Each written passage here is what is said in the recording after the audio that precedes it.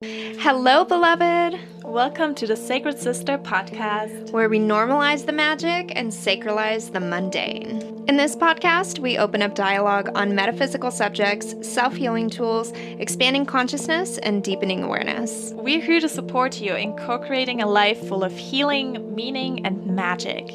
If you are brand new here, welcome and hello. We're so excited to have you here. If you want to know more about what's come before, Season 1 was great for building foundations on spiritual practices. Season 2, we focused on relationships, and now we're in Season 3. The season of the Empress, where we open deep dialogue with conscious entrepreneurs who are spearheading their sacred mission. We have an amazing lineup this season, so make sure that you subscribe if you haven't already. Now a bit about us. I'm your host, Britt, a self-study entrepreneur, personal transformation coach, and content creator. I'm prompting you to come to know the self more fully, because when we can acknowledge who we are as unique individuals, our potential to experience life gets a whole lot more interesting. And I'm your host, Hannah, a Life Beyond the Veil coach, priestess, and astrologist. And I guide you to unleash your source powers, leverage your inner blueprint, and sync with life's algorithm to manifest your wildest dreams. Because hey, we're multidimensional beings playing this game of life. Let's make it fun and magical. We are so grateful that you're here. And together, we're here to serve as your Sacred Sister. Let's dive in. Hello, beautiful, and welcome to another episode of Sacred Sister Podcast. This is Britt, and I am feeling a little under the weather filming this intro. We're launching the podcast episode tomorrow, actually. Initially, I wanted to wait until I was feeling 100%, but you girls got COVID. No, I'm joking. I'm not 100% sure that it's COVID. It could be the flu, too. I just want to take this moment to really encourage everyone that's listening to this whilst we are in this 3D reality and we are in the midst of a pandemic to, instead of increasing worry or fear of spreadability and getting the virus from someone, I want to be a beacon of light that encourages you to really deep dive into the immunity of your own self, of your family, knowing what the immune systems within your family look like, and just really gaining awareness over how strong your immune system is and what you're doing to support the health and the strength of your immune system. It is so important that we're taking supplements, taking vitamin D, vitamin C, even eating raw garlic. A really great way of eating raw garlic to increase the strength of your immune system is by eating it, like chopping it up and then eating it with like a tablespoon of honey, so you can't even really taste it. But it is imperative that we be not only learning how to protect ourselves and protect the lives of others when we are going out, but cultivating our own health and immunity as well. I'm so excited for the episode that we have today. I had so much fun editing it and just listening to it again. I know this is going to be one of those really special episodes that I listen to time and time and time again because the medicine is just so deep, it is so raw, and it actually doesn't matter where your past is or where your present lies with divine feminine energy and embodiment. If you hear something like this and you get intimidated, like it feels so far away. What? Divine feminine energy? What? Embodying it? Oh my gosh, that feels so far away. You know, you might have a proclivity to even get intimidated by a topic like this if you do feel like you are very far away from it. But rest assured, beloved, my dear sister, whoever it is that's listening to this, whose divine feminine energy is actually tapping into this episode right now, the curiosity that's priming you for this conversation that's happening. I just want you to know that we touch on that a lot in this episode about how it doesn't matter what your past is. Hannah and Zoe both come from a relationship with their own femininity and sexuality from a very, very different place than I come from. And we open dialogue about that because I think that's one of the monolith figureheads of Sacred Sister podcast is how much we blend diversity, how much we blend different stories, different backgrounds. And by opening this really vulnerable, deep dialogue with not only Hannah and myself, but the guests that we bring onto this show, we're really not afraid of expanding these conversations and saying like, oh my gosh, I can't believe that was your past. I can't believe that's your story. Like, mine is so different, and it's beautiful. And it's so beautiful, the things that we can learn from one another by allowing ourselves to be open, to be honest, to be curious. If you haven't known how to cultivate those sacred sisterhood friendships, just call it in. Just call it in. Everything stems back to intention. And if you are able to feel that desire within yourself, to feel the purity inside of a sisterhood relationship, even if you've never felt it before personally, if you can hold that vibration and feel into the trust and faith and belief, know that it's out there. Know that it's out there. And when you align yourself with that vibration of knowing, then you become a magnet for that energy to come into your life. I also want to speak to the gratitude for every single one of you that's listening. We just passed a really big, beautiful, milestone. Oh my gosh, we just passed an amazing milestone that I'm so excited to share with all of you. We passed 10,000 downloads, and we are just in awe. We're stunned, we're happy, we're grateful, we're honored, and it seems like season 3 is definitely ramping up for us, and it's just going to continue and continue building. Just so you know, Zoe Dane's info for anyone that is seeking her divine feminine embodiment services, which she offers through hypnotherapy and coaching. She also works with couples and does couples coaching as well. All of her information, should you want to connect with her more deeply, is going to be found within the show notes of this episode. You can feel free to contact her. And on that note, let's hop over to Hannah's astrology segment, where we're going to take a look at Zoe Dane's energetic DNA. Hello, I'm your host Hannah, and welcome to the astrology section.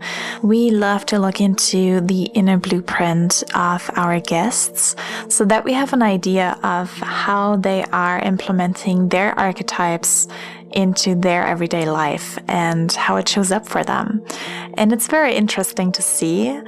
And I invite you to listen to this inner blueprint and then see and listen to Zoe in the interview, and maybe start noticing some of those energies that I'm about to talk about.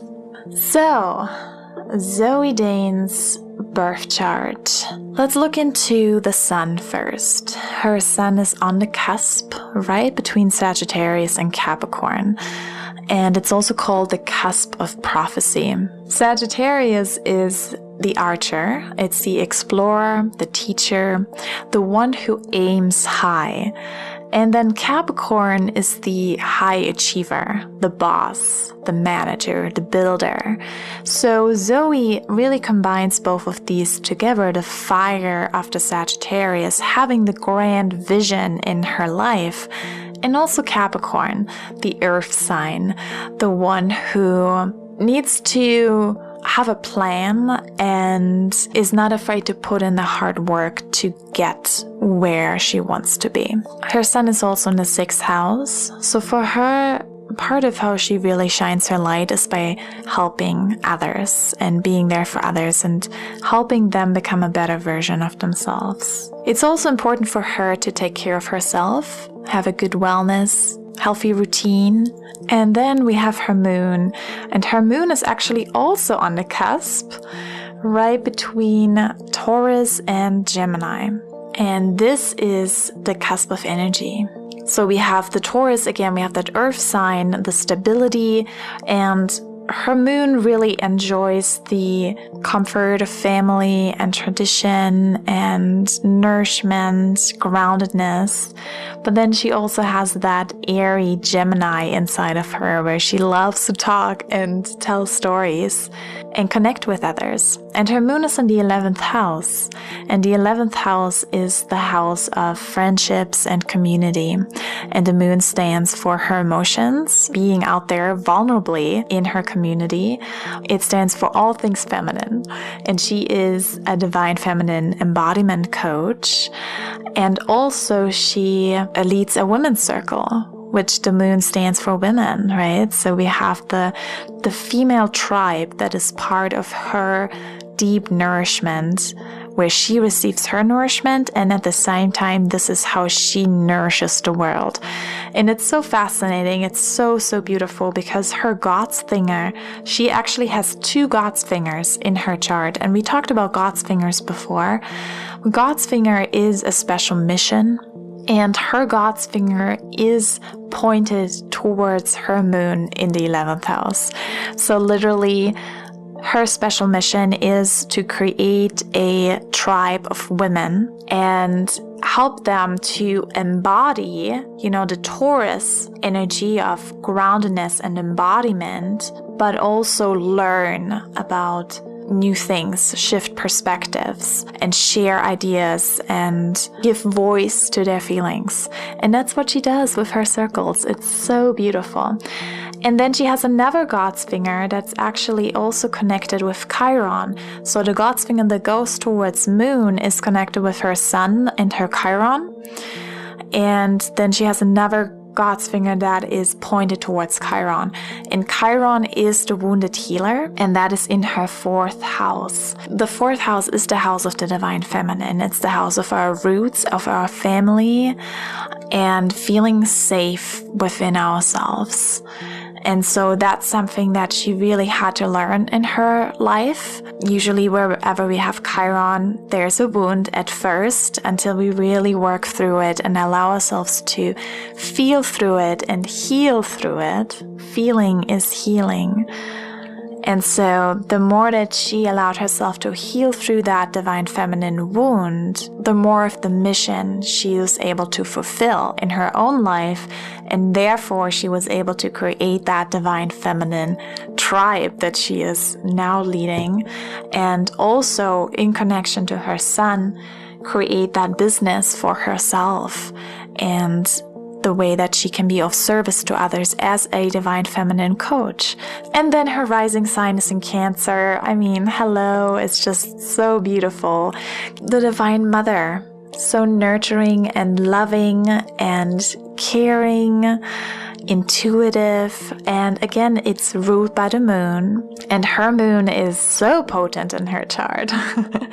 That's that beautiful divine feminine embodiment. Again, it can be seen in so many different aspects in her chart. So in short, Zoe is a visionary and ambitious servant leader who helps her tribe learn about and embody the divine feminine in a nurturing and intuitive way. And that's what she's doing, and it is so beautiful. So that is that. Yes, she is so aligned with her inner blueprint. It is always so magical and so powerful to look into our inner blueprint and see who we are on such a deep level, what our potential is, and how can we really live our highest potential. And obviously there's so much more that we can read into this inner blueprint, but we want to keep it short for our podcast episodes. But if you're interested in learning about your own personal inner blueprint, or maybe also the inner blueprint of your relationships or your business, you can go onto my website, hannahchristiansen.com, and book your inner blueprint reading with me. There is currently a special going on for 25% off if you use the code Game of Life. So I'm excited to connect with you, and that is it from me. And now we're moving into the interview with Zoe, and she will be guiding us on a beautiful, peaceful meditation. So sit back, relax, and enjoy. Oh, sacred sister, a kindred flame, may we light one another. From the ashes rise, oh, we rise.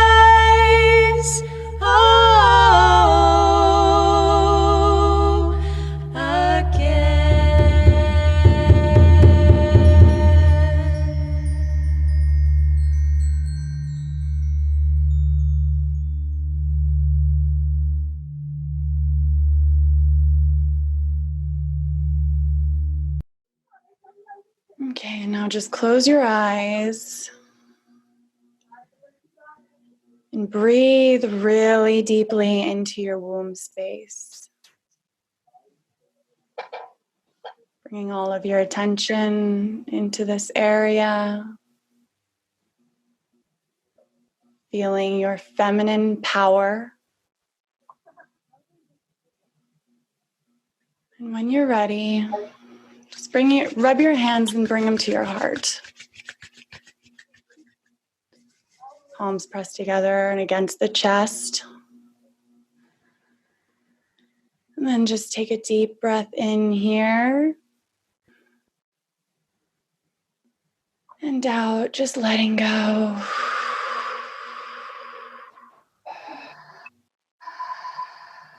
Two more breaths just like this.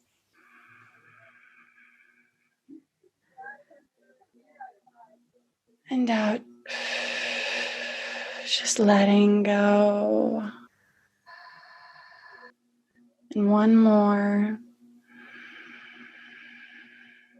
In and out.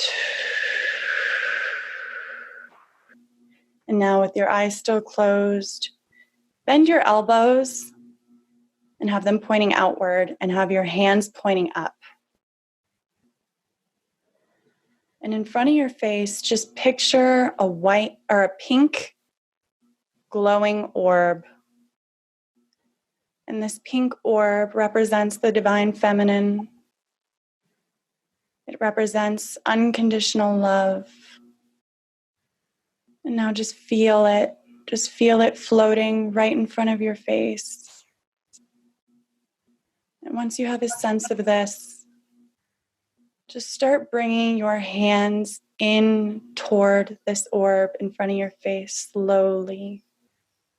As you start to feel this divine, feminine, pink, glowing energy, and your hands coming closer and closer toward it until you have it in your hands, and then just bring that and put it into your heart.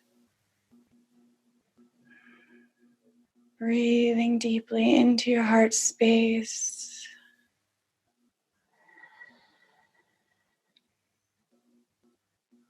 And now just putting your hands back over your womb, feeling this pink energy radiating and saturating your entire womb space as you breathe into it. And then just breathing out, feeling your feminine power, your womb-heart connection.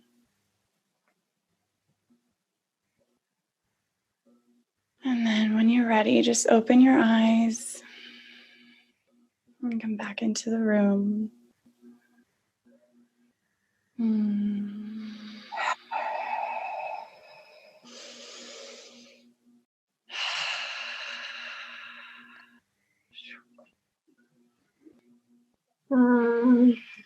Thank you so much, Zoe. Wow, it is such a blessing to have you here. I'm so excited. This is Zoe Dane, who is sitting with us today. She is a divine feminine embodiment coach, a hypnotherapist, and a warrior goddess. And we're going to really talk about how to step into leadership as a divine feminine warrior goddess, really feeling into how can we embody that divine feminine in our everyday life. And I'm so excited to talk to you about this, Zoe, because we have a long history.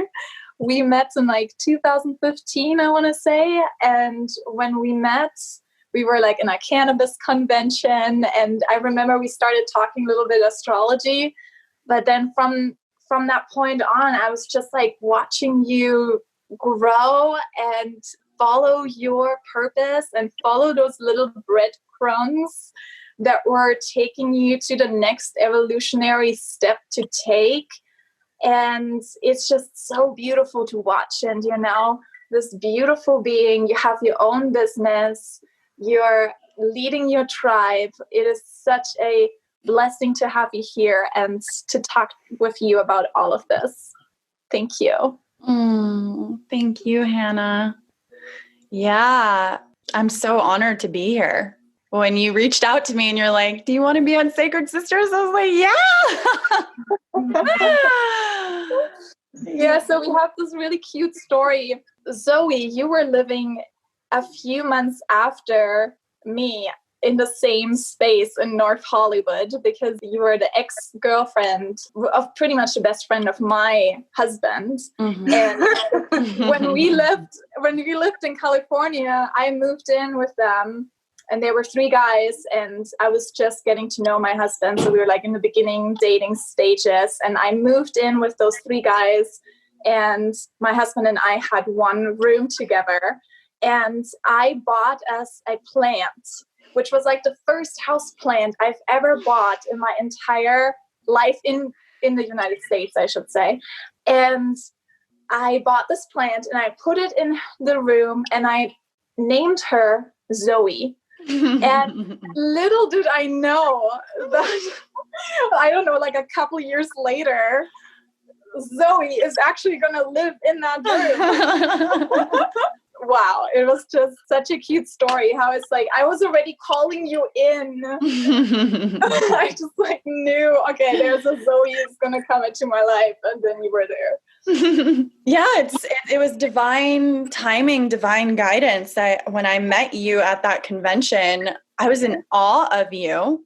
First of all, I was like, who is this beautiful goddess? I want to know her.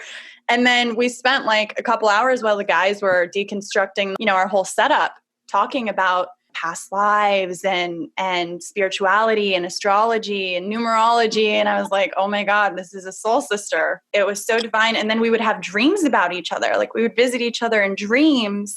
Even now, like my soul will visit you in a dream and then you will reach out to me and go, your soul came to me and asked me this. And then here's the answer, like about my business. And this is the beauty too, we met through our boyfriends and you're not even together with your boyfriend anymore. And you're now together with your twin flame, which is so much better. Yeah. But it's like, we're still in contact. So it was never that we're like, oh yeah, you're like away now because you're not part of that troop anymore. Like, no, we're soul sisters no matter what. Yeah, absolutely. And that's the thing is being in that relationship. That was my first long-term relationship, right? And that was like my segue into my adulthood. And it was such a blessing because he was a stable rock when I was a wild party girl and he helped me transition. So I always say that he was like my angel. And then he also brought me to you. And so, and then also through that, I got to leave that relationship, align with myself. I made a vision board when I left that relationship, and I knew that I needed to spend the next couple of years really getting to know me at my core. And then that allowed me to align with my twin flame. And you, and like my soul tribe. And I keep meeting more of my soul tribe. And it's just like, So beautiful. And isn't that such a beautiful way to look at some of our past relationships too? I feel like it's a part of the divine feminine embodiment to be able to not whitewash things and find the positive and make everything some positive thing if it wasn't necessarily, but being able to find those golden seeds that you probably wouldn't have had experienced in the same way if you weren't with that person. I know that a lot of us probably, and a ton of our listeners have probably what they would consider a toxic relationship that maybe they're in now, or maybe they have left in their past.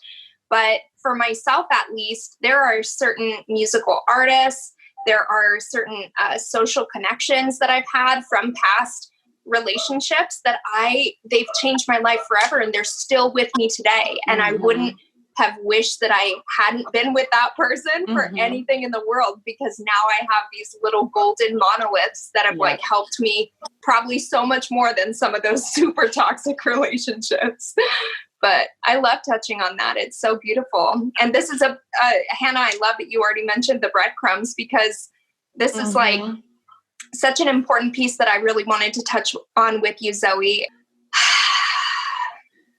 It's been so beautiful to watch you evolve. And I know that I've been in your life for a much lesser amount of time than Hannah has, but I remember just getting to know you years ago. And even though we don't live in the same city and we only see each other a few times a year, I feel like those kinds of friendships are even like more potent sometimes because you see each other so seldom that when you do see each other, it's like, oh, divine witness, divine. Oh my goodness. Like, oh, goddess, you are, it's so beautiful to have those conscious sisters that you are showing up to your life and you know they're on their path doing their own thing. I just recently had this download that you're running into people that are on a similar vibratory ascension. And then sometimes some people like fall away from your life for seasons, years even sometimes, because you're meant to go down a different path, but then still knowing that like nothing is wrong necessarily if you're taking breaks in your friendship. Absolutely. Yeah. And I think that comes with being an evolved woman or being an evolved person to be able to recognize that, right? And to also be able to extract the gold from the past, from the past trauma in relationships, from your past trauma as a child, right? And really see how that's serving you in the present moment. And what I was just talking to my partner about before we got on here was baggage is baggage because you haven't extracted the gold yet, right? Mm-hmm. Love that. Once we extract the gold and we have the wisdom from that experience, it's not baggage anymore. We can see that it was a gift. And that's part of the work. And that's part of being in the divine feminine, is being able to recognize that and not being a victim. Knowing that you are not a victim by any means. You are fully responsible. And when you take that full responsibility, it's so powerful. Nobody can take that away from you. Exactly. Yes. And I love that we were already touching on that with the divine feminine and how deeply you went into this and how you're embodying it.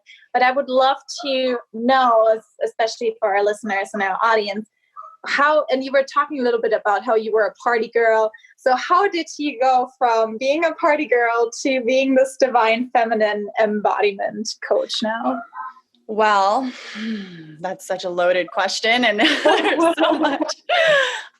So since I was a little girl, I always knew I was connected to something. I couldn't pinpoint it. I didn't have the language for it, but I didn't understand why I was in a human body, and I would have like terrors about it because I couldn't make sense of it. I had really big questions that nobody could answer.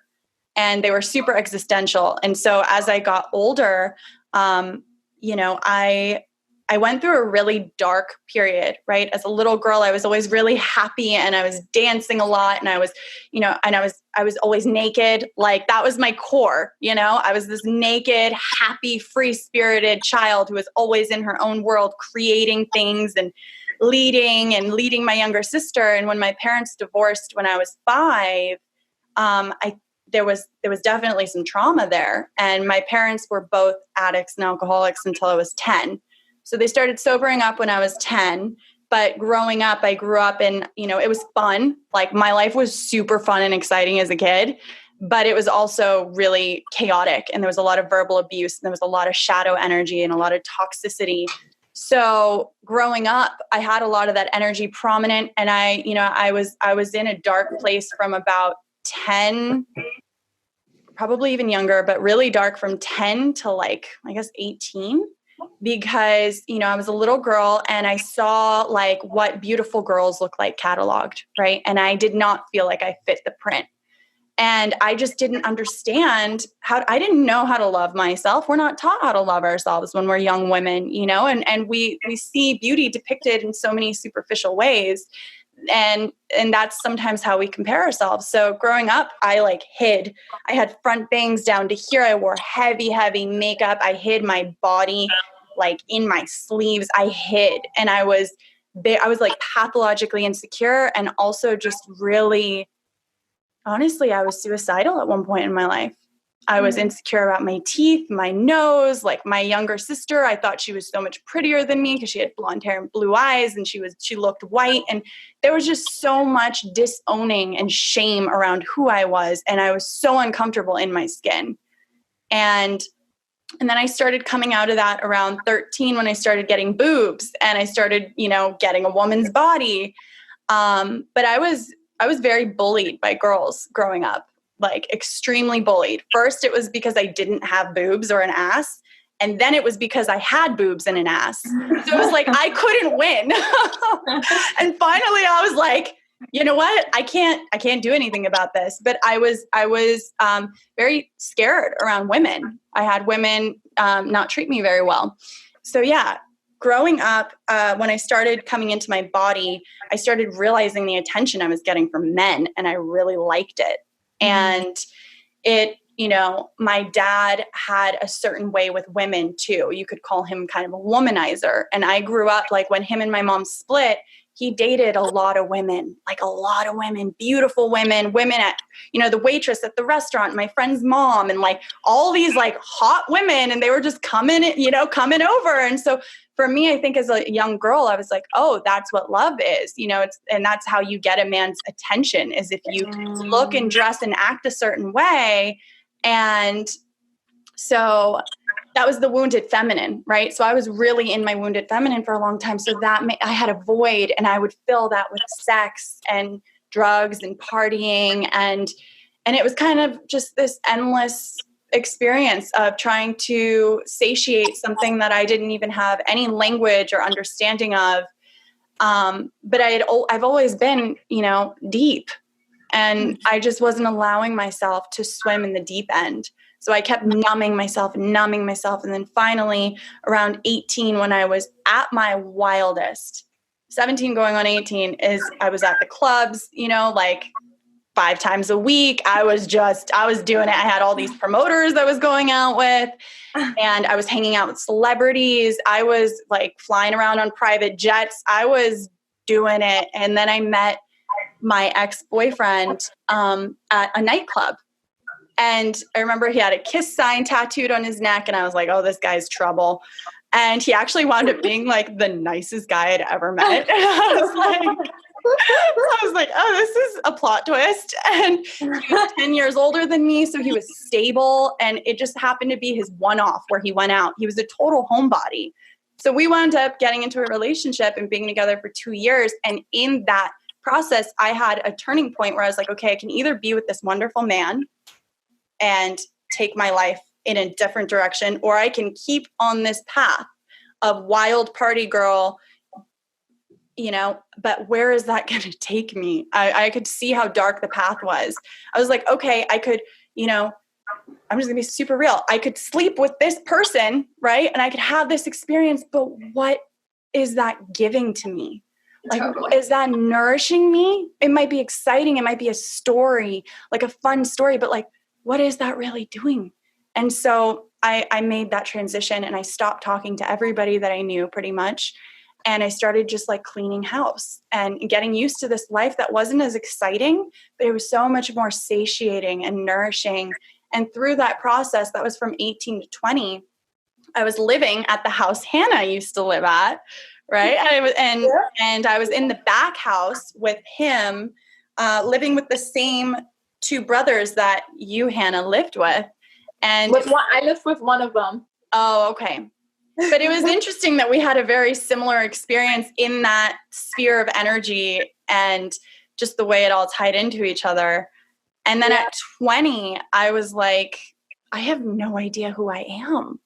I was like, I went from this wild party girl to now this, like super monogamous in this deep relationship person. And so I was like, okay, I need to break this off. And I knew it wasn't like, I knew we weren't supposed to be together forever. And so that was really hard to be 20 years old and to go, okay, I need to move out of my boyfriend's house and break up with my boyfriend and like say goodbye to yet another life and rebuild myself from the ground up. But I knew something bigger was pulling at my heart, and I couldn't deny it. So I wound up moving back in with my mom and making this vision board of what I wanted. And it was to travel, to be on this divine path. It was all about my spirituality and my growth and self-love and strength. I still have it hanging on my wall, and it's still coming to fruition. And so that led me to, in 2018, my soul was calling for Blake is his name. We got back together in 2017 toward the end. And so we were together for another like 7 months. We tried it again. And I was like, my soul is needing something so deep. I'm going to keep following the breadcrumbs until I figure this out. And so I went to the lake shrine with a friend, right? And it was just totally on a whim. And we wound up going to a bookstore after that, where we met this woman who invited us to come to her house to do yoga.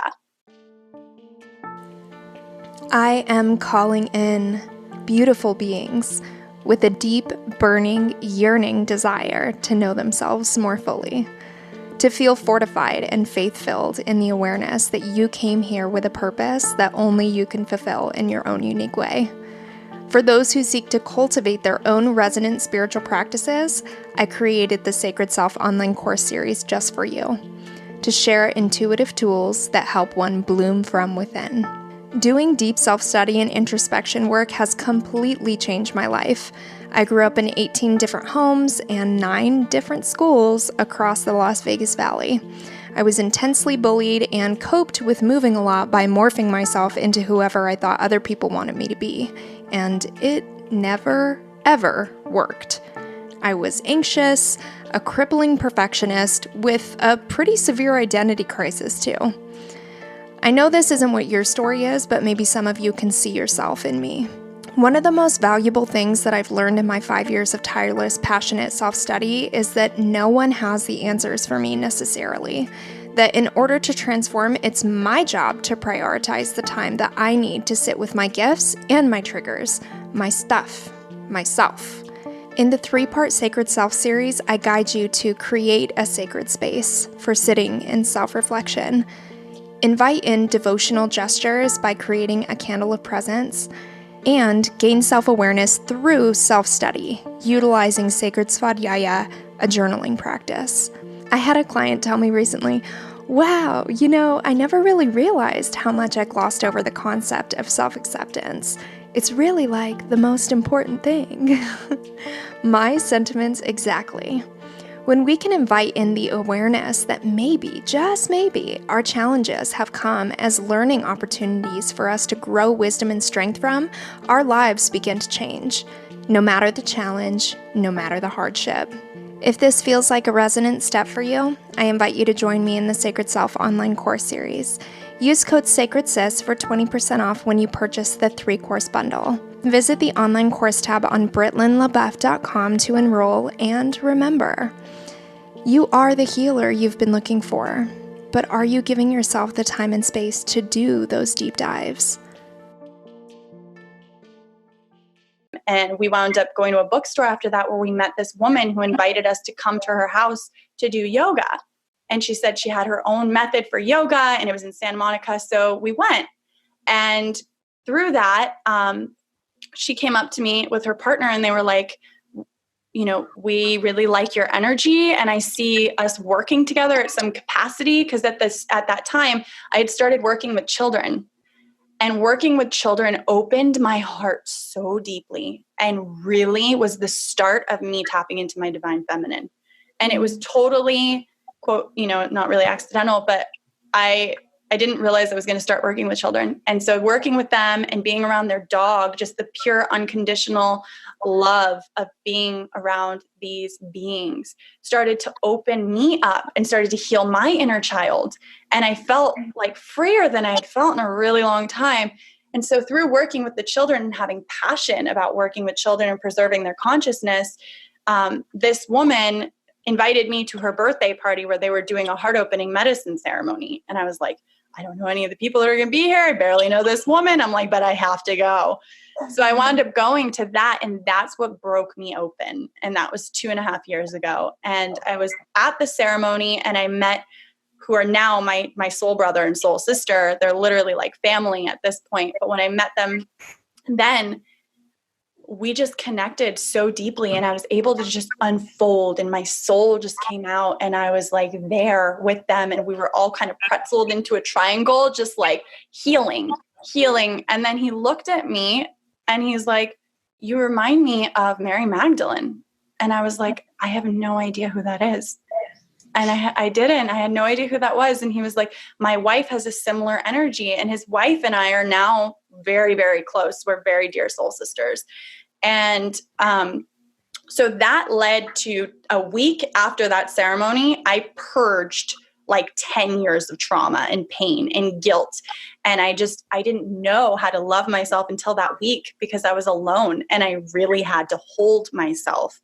And there were so many times I just wanted to distract myself from the pain and the purging and the emotions, but I had to lay there on my couch with no distractions, feeling everything.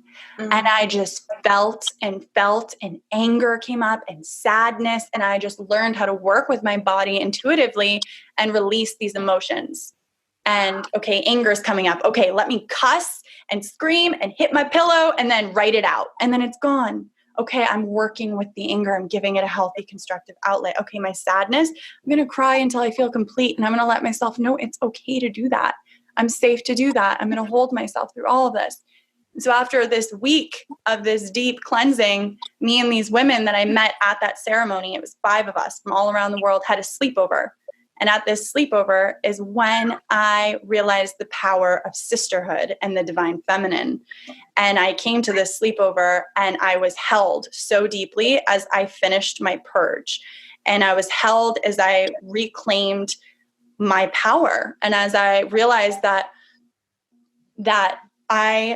it's my responsibility to heal myself and to hold space also for my family to heal, and to have deep compassion for the way my dad and mom were raised and who they are and what tools they had when they were raising me. And so I went from victimhood, right? My inner child went from victimhood to empowerment and to compassion.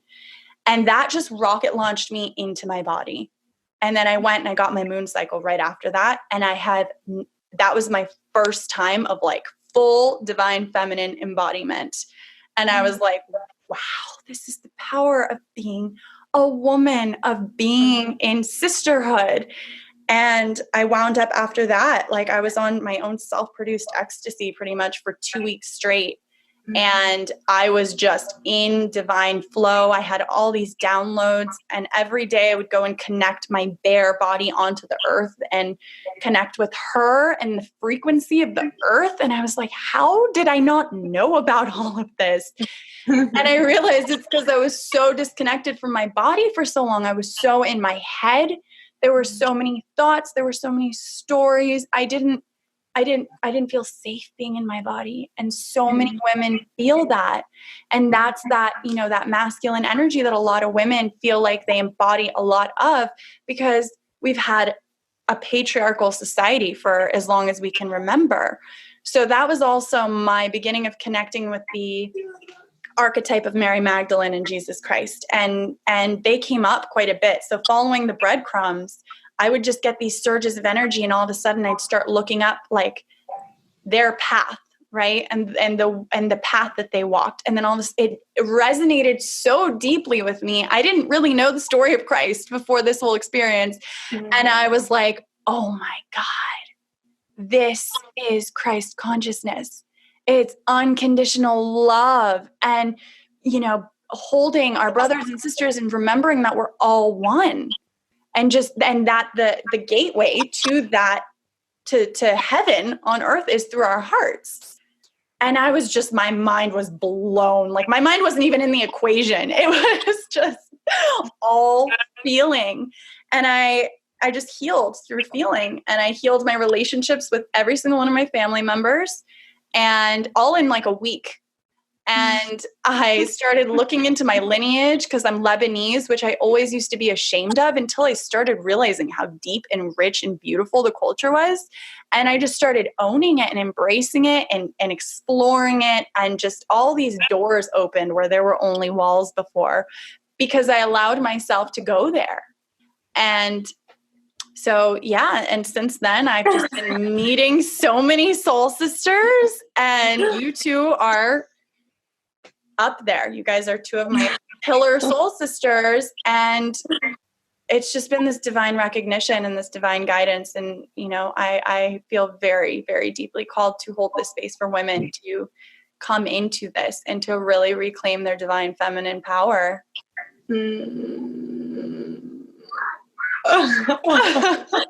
Oh my gosh, I feel like that transmission was such a divine reflection of the magnitude that lies within this transformative work.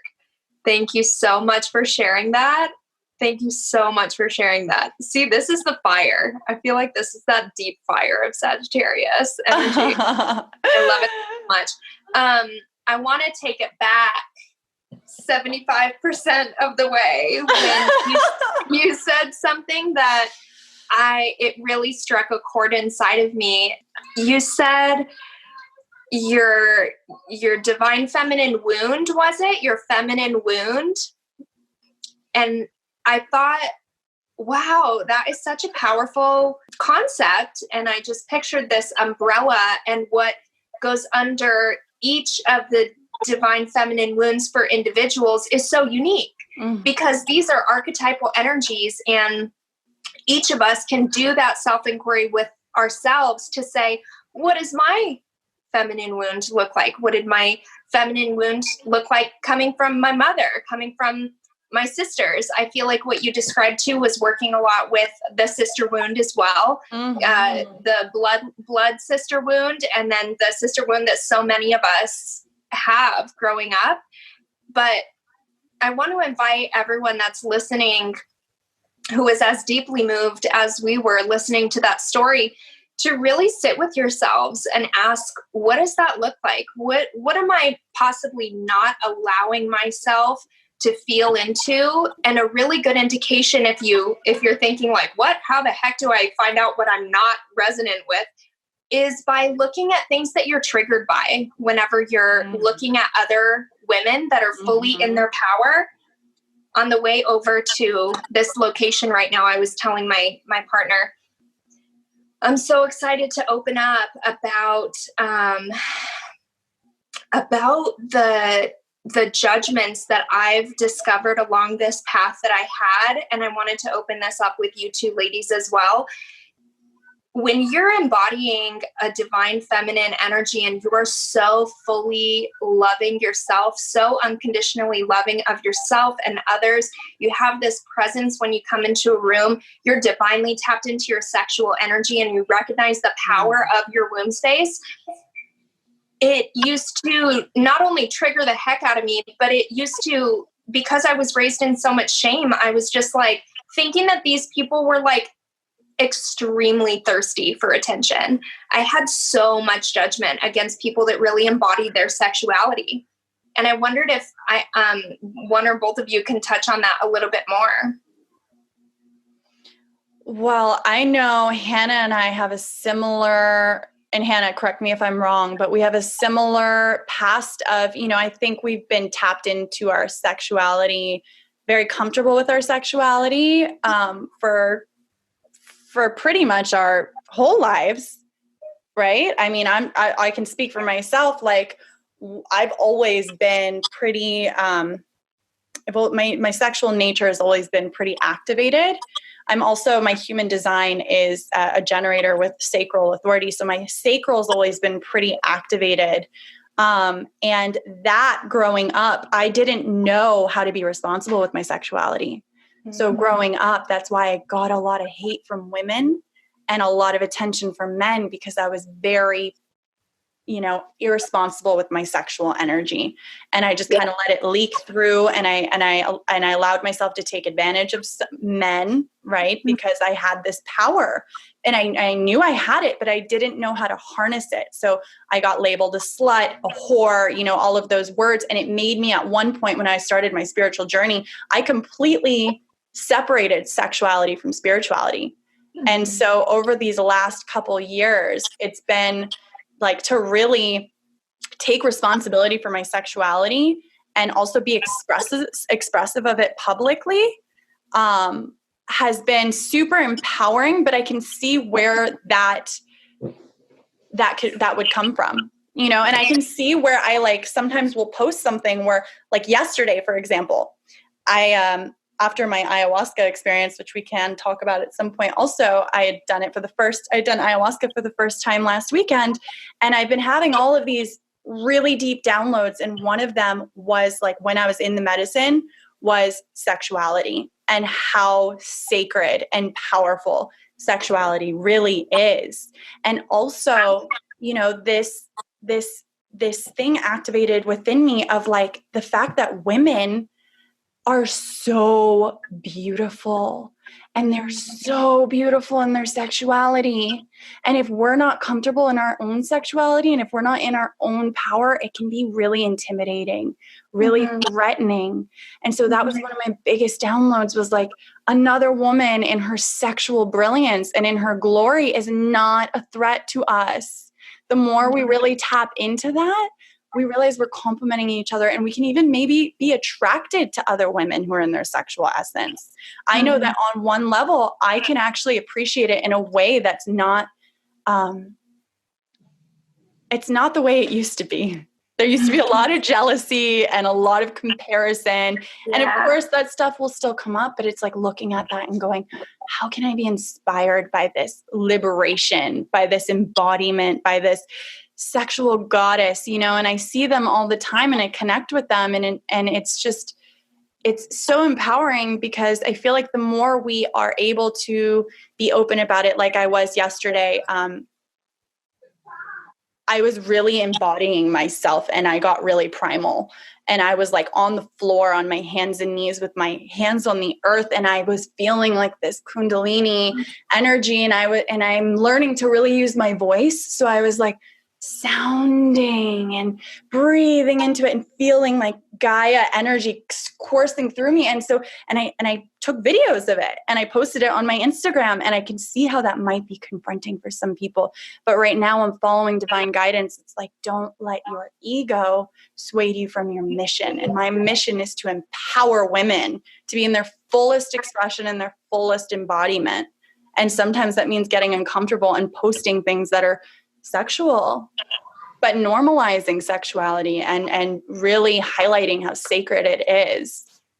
Yes. And I feel like we had such a beautiful and transforming experience together in that regard. I remember us both having, was it your first really transforming psychedelic experience? And probably one of mine too. One of my first ones. And it was with mushrooms. And we were in, where was it? Big in California, in Big Sur. And we were on the beach and we're like, we just want to feel Mother Earth right now. And we just took our clothes off and like really deeply feel into the sand. And that's when we realized too, how shameful we were made to be of like, just being naked and how it's been sexualized in an objective way, how the naked female has been objectified for a man's pleasure. Whereas like, no, we're naked, not because of any horny thoughts, but it's so innocent and so sacred and such a deep connection to Mother Earth and to Source and to the divine feminine. And yes, I feel that so deeply because I was also raised in Germany. My parents run around naked in the house. Like we were naked. Like it wasn't a big deal. Like I saw my dad and my brother naked all the time. Like it was never was it like seen as something weird. Obviously we're not like nudists, but it was, you know, when someone is in the bathroom, there was no like, oh my gosh, don't look at my body. Like it was just, we're just open. And as soon as I came into America, that's when I realized, because I started working as a model and I would just be like in between times where I switch my clothes, I would just be running around with my top off. And I started realizing how like the photographer was like looking at me and like objectifying me. And that felt icky and sticky. And I'm like, ugh, I don't like that. Mm-hmm. And that's when I started to realize, oh, wow, there is like a shame that is that wounded feminine but it's wounded by the masculine that has been conditioned to only see naked women for sex.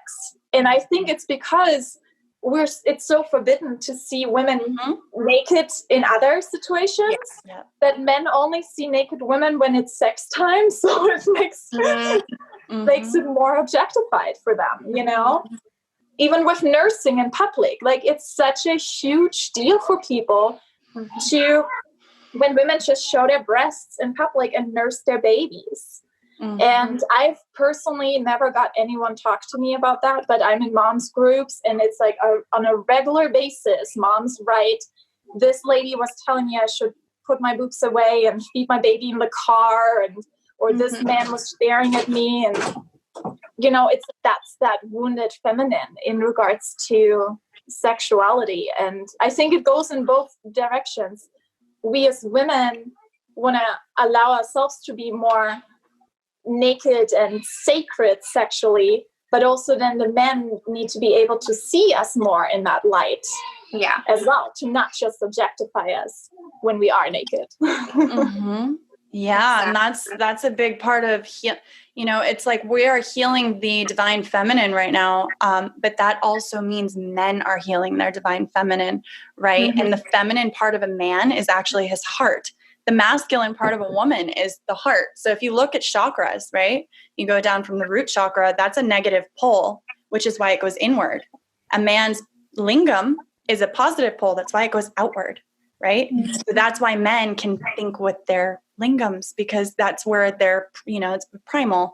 And so women, our hearts are a positive pole. That's why our boobs go outward. They're physical extensions of our heart. That's why breast massage is so important.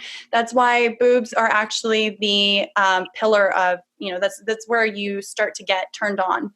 Like if you really want an amazing orgasm, you breathe in through your boobs, because that activates your yoni, because this is where your heart is. And because it's a positive pole, we're very inclined to feel and think with our hearts.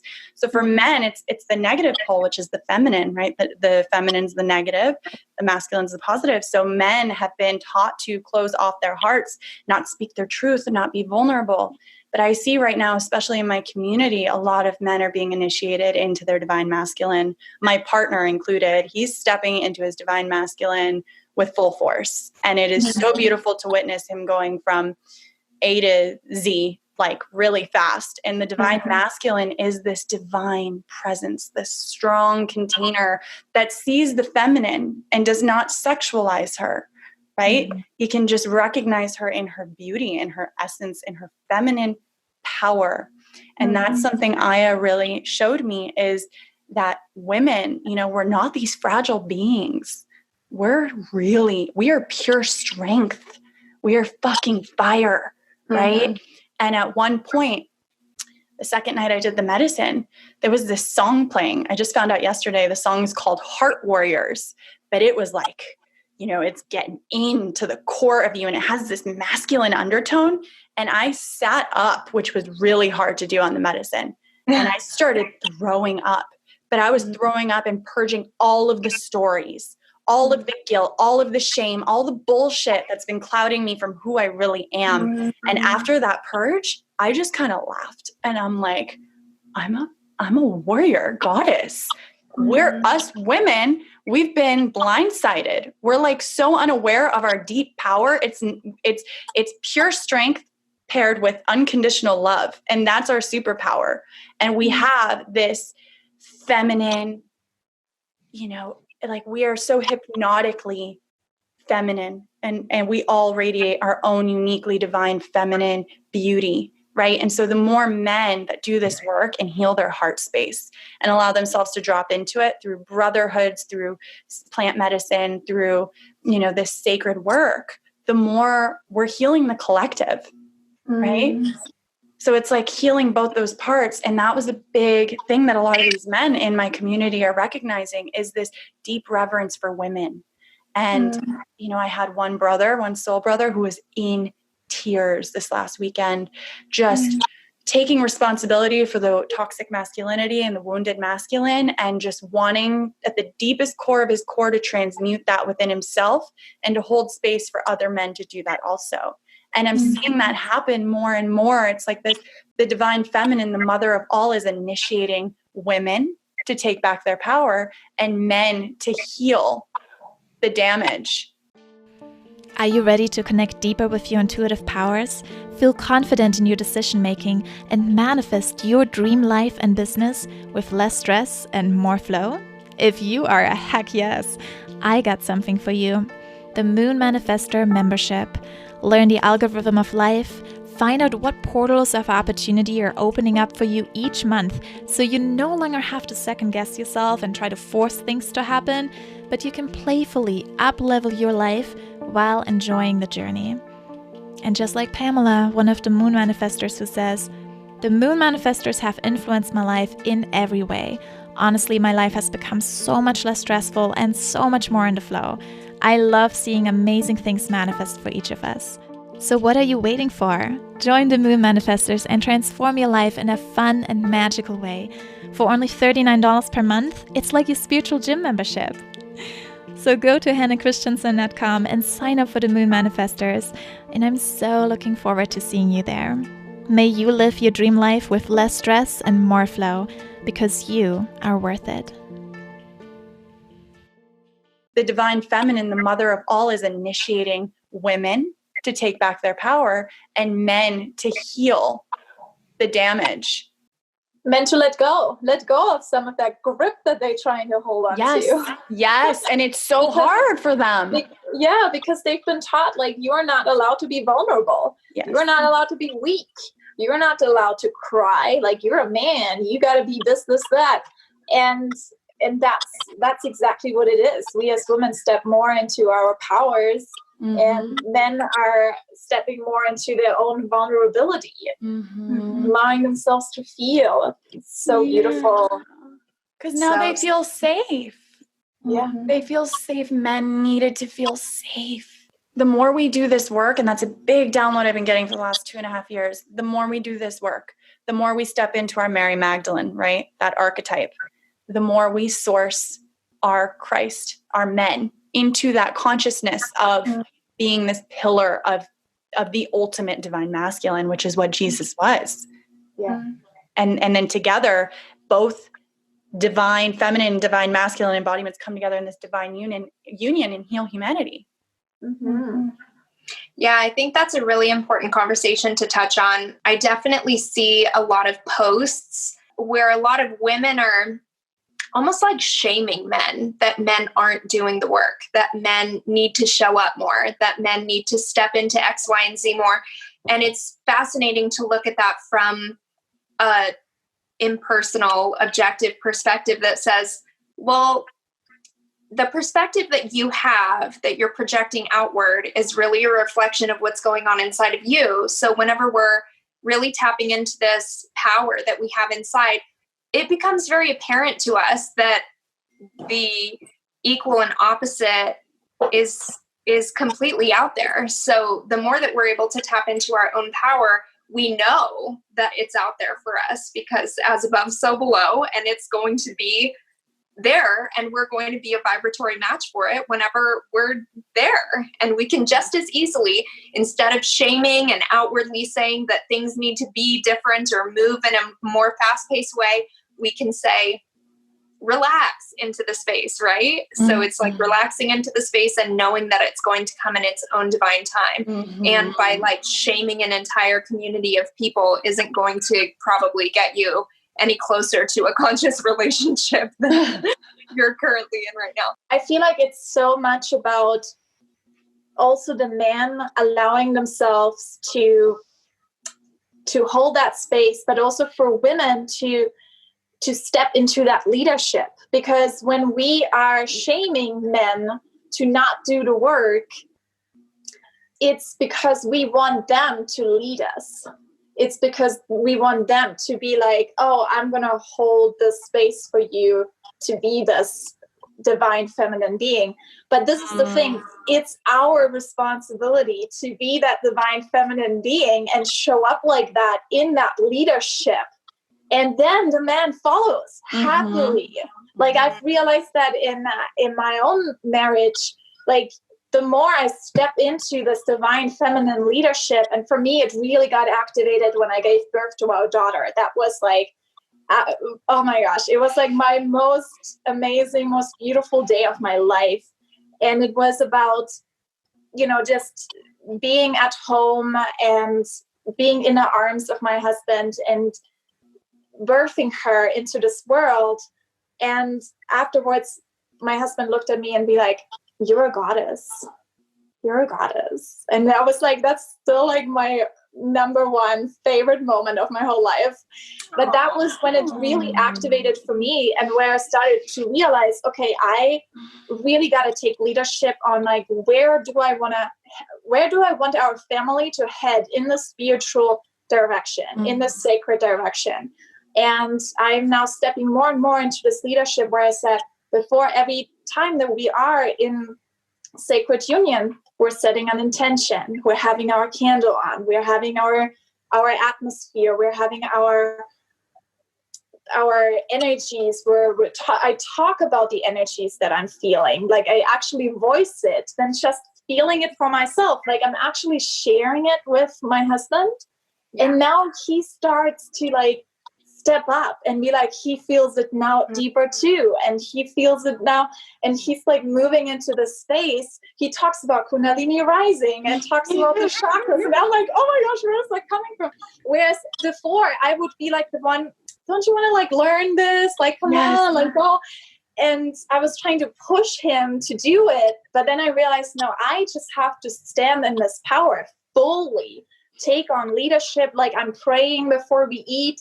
And at first he find it kind of like awkward. Now we're doing it together. It's just like, we just, as women, we just got to do it. Even if it's uncomfortable, awkward, even if the man maybe looks at us weird for the first few times, it doesn't matter. We're just doing it. And then we follow. Hannah, I love you so much. And I love that you just touched on that, because I have experienced that through my relationship right now with Teddy. But because I was trying to push it onto him, he was like, whoa, now we pray with our food. Now this past week that we were in Sedona, he got his first Oracle tarot deck that he loves. He's journaling. We're like, we do these sacred, there's just so much, because I'm so in it, I'm so in it. I'm not swayed. And now he wants to do chakra healing with me. And we did ayahuasca together. And now he's doing this thing called heart core leadership, which is all about tapping into your vulnerability in your heart and becoming a leader from your heart. And it's so profound. And it is true, because I wanted him to lead me at certain points in our relationship also and take the reins. And I realized I was giving my power away by doing that, and that I was shortchanging our relationship. So it's so beautiful that you touched on that and the experience with your partner, with Alex, because that is profound. And to be able to lead a man into that space is, I think, the ultimate calling of a woman. Like you're sourcing a man to his greatness just by leading from your heart and womb and not being deterred from your sacred path and your spirituality. Exactly. This is so beautiful. I think it's just the way we were talking at the beginning of the episode about how these sisters come into your timeline because you're going through similar pieces of evolution together. So you're these divine mirrors for one another. And like, it's so lovely hearing both of your experiences and your stories with this. Like I remember when I first had my spiritual awakening in 2015, and it was at a 200-hour yoga teacher training. And I was just learning so much, and I felt these deep shifts happening. And I came home at the 2-week interval and spent 1 week home. And I came with like all this vibe and like all this like brand new information. And I just wanted my partner to be so in it, so interested, and just be able to like hold this divine space for me and all this. And obviously that is not going to be what happens. This was still so early on. Neither of us were very spiritually inclined at all. And like, it actually made things so much worse because I was like, how can you not see how different I am? And it caused so much conflict, so much so that he would like look at me having a freaking spaz attack and be like, I don't know if I want any of that Kool-Aid, to be honest. Like, you seem like you're having a really hard time. And like, I think this is such an important part of the conversation too, because like, there are so many people that are awakening at such a rapid pace right now that it's natural for us to want to feel seen. It's natural for us to want our significant others to be evolving with us in the same way that we are, because we seek that validation, we seek that reflection, we seek that depth of intimacy. But it's so important, and most of us probably have to learn by experience, that by setting that expectation, that really unrealistic expectation that they're going to like get us, like newsflash, nobody is going to really get us as much as we get us. Yeah. And that's the beautiful thing about sacred relationships, sacred friendships, is that you get each other on a deeper level. But even still, those people are not going to know like 1,000% who you are. You're the only person who's going to know how magnificent you are. So being able to like sit inside of that magnificence and then just show up, it's been so much easier now these last, I don't even know. I can't even put an amount of time on it, but just being able to really stand liberated in what it is that is evolving in your own life. And you just be the leader and you just live by example and you just show. And I love what you said earlier about like how that's the access point that we'll have to leading our beloved into it as well. But then at the same time, for a lot of people, it might be this really harsh reality where you realize that you're just growing further and further apart, and maybe they just don't want it. They don't want to be on that path. And then, you know, that's an entirely different platform to sort of live in, feel into, make really big decisions for yourself on what you're going to choose for your own life. And all of it's just such a fun game. I love it so much. Oh, and I wanted to say this too. Before we got onto this little chunk, there was another thing that I just wanted to say. And for anyone that's listening right now who is looking for more maybe conscious lyricists in the realm of music, it's so important to really pay attention to the music that we're listening to and the messages that are coming through that music.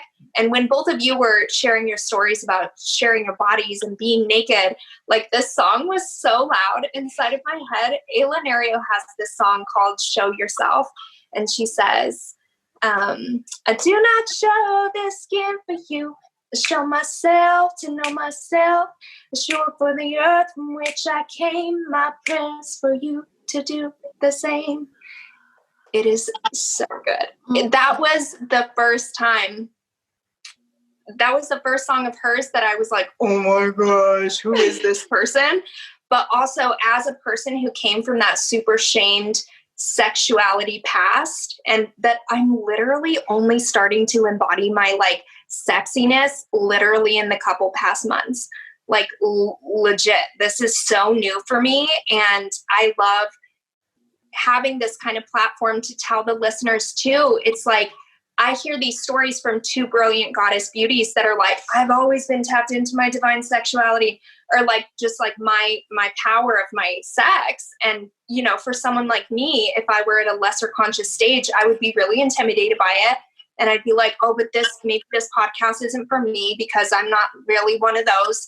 So, you know, it's so important for me to be like, my past couldn't be more opposite. And I love that we're able to really own our stories and come together as such good friends and be like absolutely gobstopped and awestruck in each other's presence and be like, wow, you're so different than me. It's so cool. And I also want to add that I wouldn't say like for myself that I was like embodying my divine sexuality. I was embodying like my sexual powers and I was playing with it. I second that. That's what I meant. Yes. That's what I meant. Yeah, the divine sexuality comes later when you do become more evolved as a woman. But I totally understand what you meant, and I want to acknowledge you for recognizing that difference and the difference in background, and for speaking on that for our listeners too, because I'm sure that there are listeners from all different backgrounds with all different experiences. Sexuality is so taboo. So the fact that we're touching on both aspects and both spectrums is super important, because I have a lot of friends who grew up, vowing to chastity and like, we're going to become nuns, and, now are very blocked sexually. And so that's something I work with my clients on, is there are different psychological goddess archetypes, right? There's a beautiful book called Goddesses in Every Woman. I cannot remember the author's name right now, but it's an incredible book that touches on the different archetypes that are present within us psychologically. And so some women, right, embody different goddesses. You can have different patterns active within you.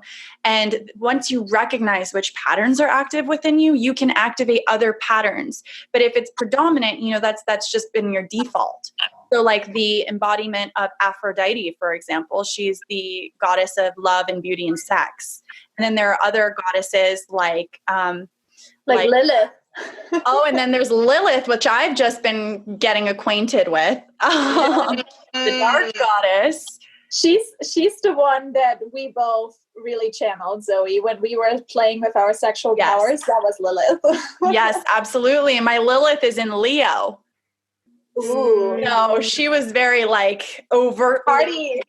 Yeah, exactly. She's like, here, I'm at a party. Let me throw my sexuality on you. So I had quite a reputation when I was younger, but I have, transmuted that. And now it's amazing because I get to channel all of that into my sacred union with my partner. And now it's like in a safe space that you can channel it all. Yeah. And explore like the full range of it. And just like, it's incredible. And really discovering Tantra and the healing art of Tantra, and just, surrendering. Surrendering is something I really wanted to talk about, because that was a big thing that I took away from this past week, this week-long journey I went on, is going into it. There was a lot of fear around doing things like going and hiking up. I was in Sedona, and there was like so much fear coming up around doing things that were super unknown, which we all have, right? And so I was hiking up Cathedral Rock with my boyfriend, and I was just scared that we were going to fall off the rock.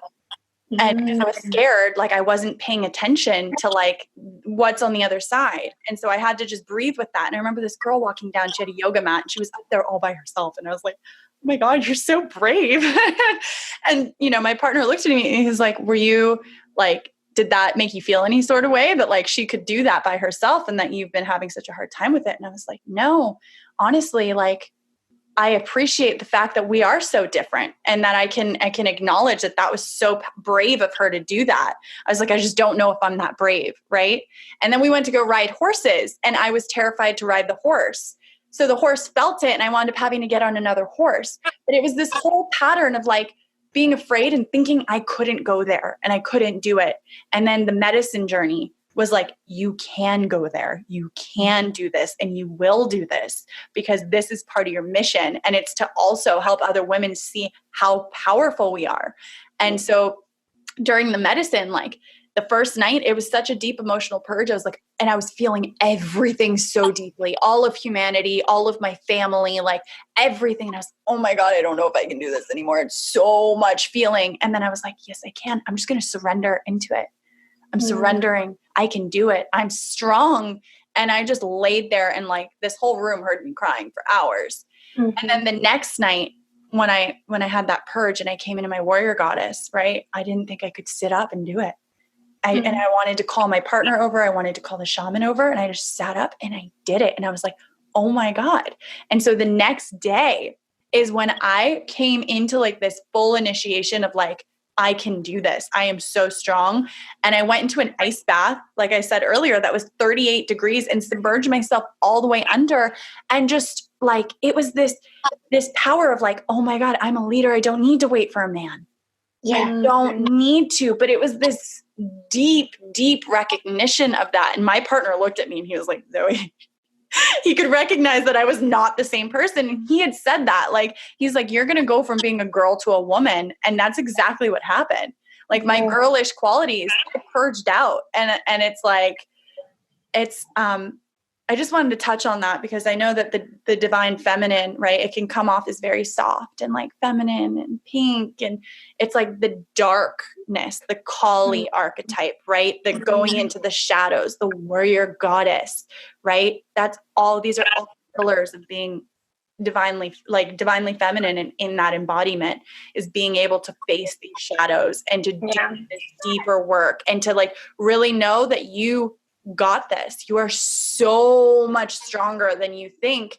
And that's like such a testament to the fact that we birth human beings out of these physical bodies and that we bleed once a month. We are so strong as women. And I don't think I understood the depth and the capacity of our strength until this past week. So beautiful. I love that. And you touched a little bit on how you work with your clients. Can you share a little bit when people are like, okay, I really want to embody my divine feminine more? Like, what are your offers and how can they connect with you? So I work a lot with hypnotherapy because I feel like it's really powerful to cement things in through hypnosis, because what happens is through the repetition of listening to a hypnosis recording, right? There's the cognitive portion of the session, and where there's the talking and figuring out exactly what we need to lock into your subconscious mind. And so then doing the hypnosis and recording that so that my clients have that to listen to every day or every other day, right? But it's all encompassing. So there's shadow integration, there's inner child healing, there's sexual healing sexuality, healing shame, healing guilt, sacred movement, right? One thing I'm huge on and something that one of my biggest forms of expression is dance. So really embodying, your just whatever you're feeling. And I've come up with like tantric dancing, which you've experienced during my women's circles, is just moving really slowly and breathing into the body and just being present with all the sensations as you move. And you start out really slowly so that you can really get into your femininity and really tap into that sensuality in a space that's comfortable, right? Because you're doing it for you. And if you're doing it with other women, it's like you're safe. And so there's a lot of that. There's a lot of, it really depends on who I'm working with, but I am feeling very called to put together co-creating retreats and programs, because I feel like there's a program I am working on, and I feel like that's more extensive. And so it goes over the course of 12 weeks so that we can really hit all of the different pillars, right? Because, it's about learning how to open all of your chakras and how to heal your chakras. So I work with women on really embodying all of this through basically everything that I've learned and everything that I've experienced and everything that I practice every day. So right now I'm on day 2 of a 7-day chakra healing journey. So today, right before we got on this call, I did a sacral chakra meditation. And so just working with the chakras and healing and clearing the chakras and learning to open our voices and learning to work with sound, which I know, Britt, you're huge on. I'm just coming into my voice. So I'm just starting to sing and sound and allow myself to go there. And it's like all of these are expressions of our femininity, of our soul, right? So my mission here, right, this came to me yesterday, is I am walking the warrior goddess path in service and devotion to the divine mother, healing the sacred feminine. So I'm here to hold safe space for women to unfold and to tap into their fullest, rawest, most empowered selves. So it's all encompassing. And one little branch of all of this is these women's circles that I've been doing for the new moon and the full moon. And, that's something that I planted seeds for a couple years ago, but it's all just starting to kind of unfold and come together. So it's all still a process, but that is my mission, is to hold space for women to really come into their divine feminine warrior goddess and to really embody that and go and make a difference in this world, to align with their soul's purpose in such a grand, deep way that it's like we are healing humanity. So beautiful. That's, I feel like, Go ahead. go ahead. What is it? I was just going to say, just following those breadcrumbs. Yeah, exactly. I feel like that's going to be the title of this episode. It's come up so many times. Perfect. Yes, and we're coming to an end of this episode too. And thank you so much. This was so beautiful. I feel like this last sentence that you said kind of summed it all up, what we're talking about, this beautiful mission of yours and of all of us to really embody that divine feminine, to help this world heal, to help all of us heal and evolve together. So thank you for being on this podcast with us. This was so much fun. And also, we have 3 more questions for you. Those are our sacred questions that we ask our guests in each episode.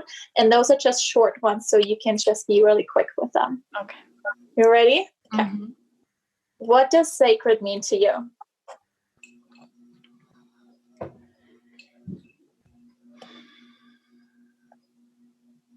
Sacred. God, how do I even explain it in words? Sacred is the primordial soup. Like, it is the essence. It is the birthing of all. It is divinity. It is all that is divine. Beautiful. Beautiful. And who is a sacred sister to you? What does it mean to have a sacred sister? Oof. Sacred sister is a woman that you have a deep, deep soul connection with and an admiration and respect for. And it's a space to really reflect back each other's greatness and, each other's weaknesses. But it is a safe space of radical acceptance and unconditional love and support. And it's a container in which both rise up together. Beautiful. And what are some ways where you turn something mundane and normal into something sacred and magical?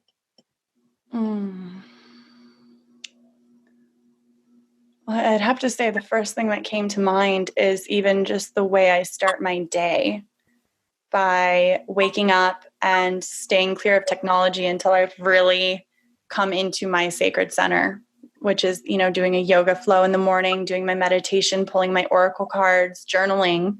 That way I've nourished my feminine so that I can, step into my masculine a little more with the business and with all of the projects. So yeah, that nourishment. Beautiful. Oh, thank you so much. Wow. It's so beautiful. Just like this has happened so many times. It's like you're leading us with quite some lengthy stories that span so many questions that we had already written down to ask you. Thank you so much for sitting with us today. We enjoyed this episode with you so, so much. Thank you for the work that you're doing, how you're showing up to the world, and the energy that is just dripping and radiating out of your beautiful divine being. I love you, ladies. Thank you so much for having me. This has been such an honor. I clearly had a lot I wanted to share with you. So thank you for holding that space, and thank you for having me on here. I honor each one of you so deeply. I love you guys. Love you. Thank you so much for sharing all your wisdom and experiences with us. Love you. Bye. Love you.